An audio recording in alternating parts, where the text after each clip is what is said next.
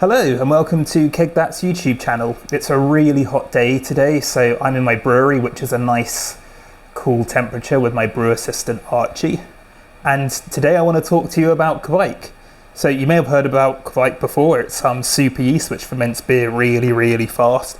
Some people claim it can ferment beer in 3 days, others have said it's fermented beer in 1 day. One guy I know said he was at work thinking about how he wants to make a Kveik beer, and when he got home the beer was already fermented, it was already in bottles, and it was already being served even. Another guy I know said Kveik even paid his mortgage. So, whilst some of these stories seem unbelievable, it can ferment beer really quickly. And I'm going to show you how, and I'm going to show you how to treat Kveik right, because it needs to be treated a bit differently to regular brewer's yeast, and hopefully you'll be able to ferment a beer very quickly as well, but unfortunately I reckon you do have to pay your own mortgage. So what is Kveik? The word itself is Norwegian for yeast, but in homebrew circles and commercial brewing circles as well, it tends to mean a subset of yeasts.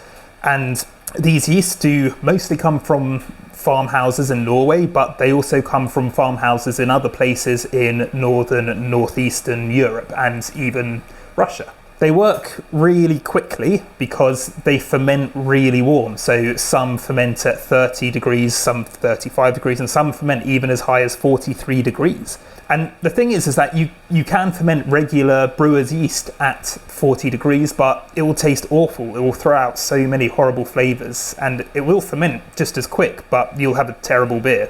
The thing with Kveik though is that it doesn't throw out a ton of off flavours that shouldn't be there, and it can ferment really clean at warm temperatures, and the flavours that it does produce are really nice. So something to bear in mind is that Kveik isn't one kind of yeast. As I say, it's a subset of yeasts, and you can get different flavours with these different yeasts. So some will produce orange flavours, orange blossom and marmalade, and others can produce things like dark fruits and stewed fruits, cognac and that sort of thing, whereas others actually contain bacteria and will make really nice tropical sour beers. And I've got a video coming soon actually on how to make a tropical sour using Kveik.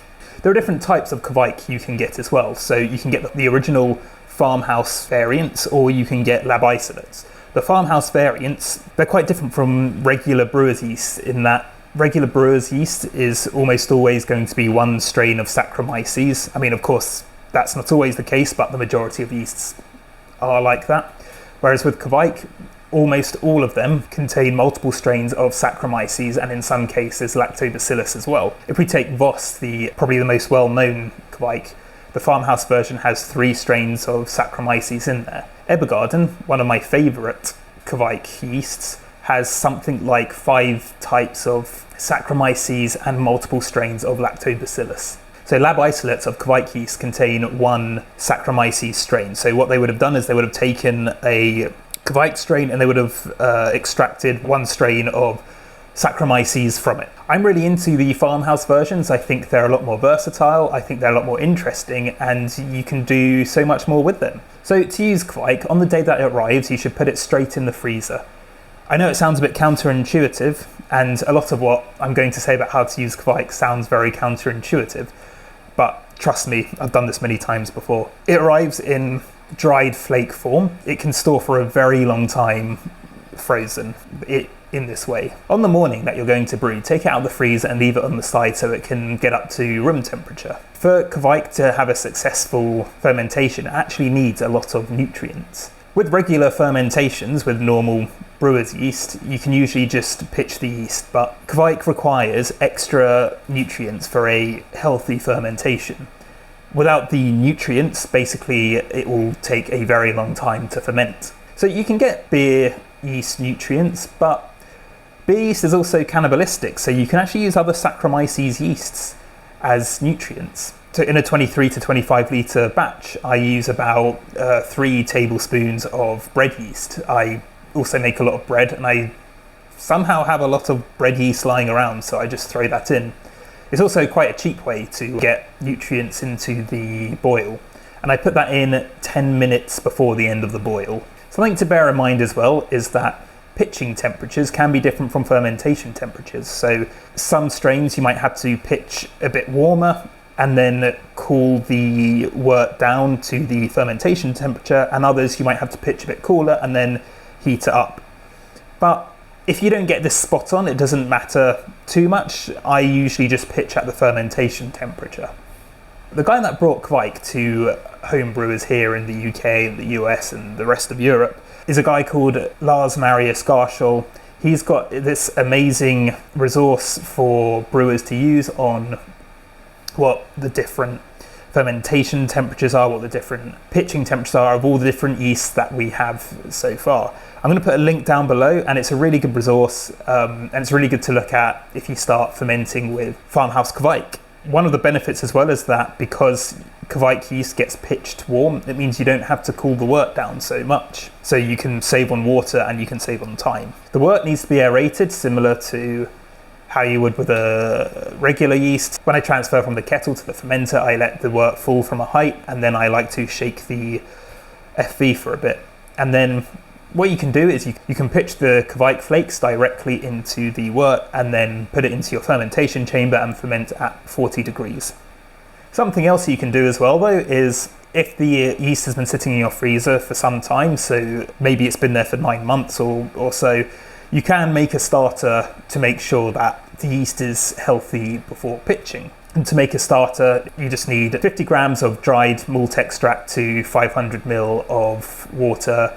Boil that to sterilize it, and once it's cooled down, you can pitch the sachet of dried Kveik flakes and leave it for a few days, and it should get going very quickly, and then you pitch that into your wort. Something else that people like to do is to take about 500 ml of the first runnings of the mash, and they let it cool to pitching temperatures, and then they sprinkle the Kveik in, and that also helps it get started. So by the time the boil is over and by the time the wort is cooled down, you can just pitch that slurry into the fermenter. However, if you do this, just make sure that everything is nice and sanitized with some Chemsan or something like that. Fermenting at warm temperatures will bring out a lot more of the yeast character, and fermenting cooler will subdue it a bit more. This is really good for controlling the sort of flavors you get from the Kveik. So I've made a Gosa before with Voss, and I fermented that really warm, so as well as being kind of tart and with like coriander and salt flavor, I also get that a nice orange flavor that goes with it, and that's really nice.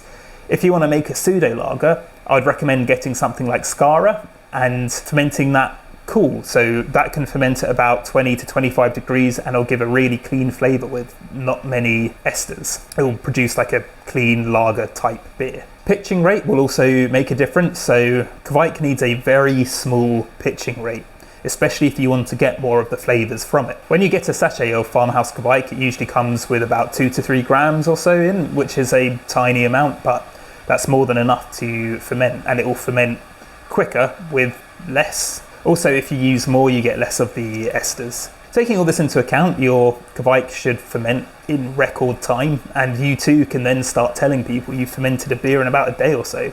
However, it is strain dependent as well, so Voss ferments very quickly, however others might take a bit more time. Once the beer is complete, you can bottle it or you can keg it. If you want to bottle condition Kveik, which you very much can do, it will also condition a lot quicker than regular yeast. And to get it to condition a lot quicker, you just have to give it the same conditions that you fermented it in. So I like to store my bottles in my fermentation temperature held at the same temperature that I fermented that batch at. So there isn't too much you need to do different from regular yeast, but if you want to get the most out of Kveik, you just have to follow a few extra steps, but it's really worth it to get some really different flavors in your beer, and also to get a beer which is done really quickly. And it's really good if you've got friends coming next week and you want to get a beer on, you can definitely get a Kveik beer done in under a week.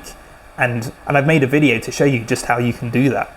Anyway, I hope this video has been useful. If you're interested in Kveik farmhouse yeasts, I've got a link below where you can buy some from. And I'd really recommend to most homebrewers to give it a go, because it's really fun and it's really interesting, and it can bring so many more different flavors to your beer. If you found this video useful, please do like, please subscribe, and also comment to let us know how you got on with your Kveik brews, or if you've got any questions on Kveik as well. Thanks very much for watching.